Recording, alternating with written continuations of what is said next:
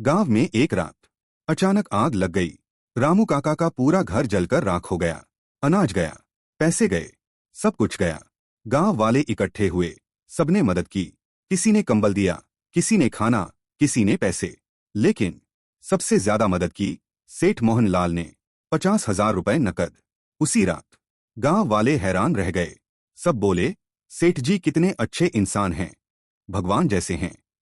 ऐसा इंसान पूरे जिले में नहीं मिलेगा।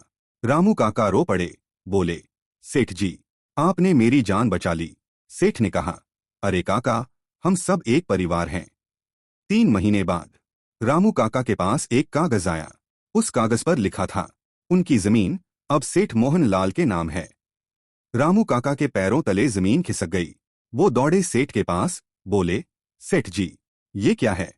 मेरी जमीन आपके नाम कैसे?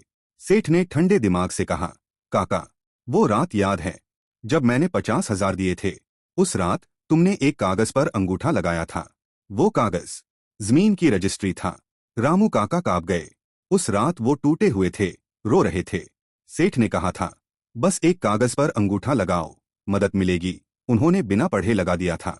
रामू काका गांव में चिल्लाए, सबको बताया, लेकिन गांव वाले चुप रहे, क्योंकि सेठ का गांव में उधार था।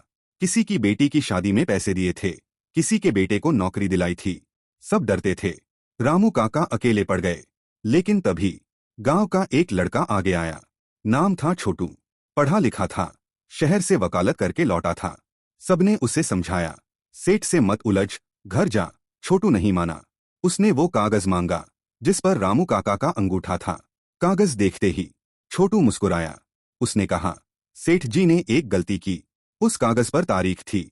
वो तारीख थी आग लगने से 2 दिन पहले की।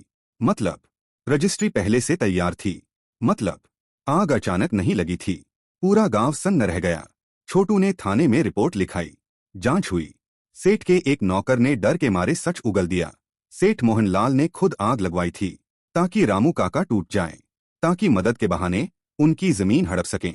ये उसका पुराना धंधा था। 5 और किसानों के साथ यही हो चुका था। सेठ गिरफ्तार हुआ।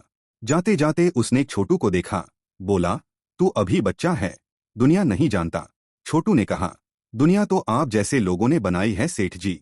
हम जैसे लोग बस उसे सुधारते हैं। शैतान हमेशा मदद के हाथ लेकर आता है। पहचानना मुश्किल होता है, लेकिन नामुमकिन नहीं।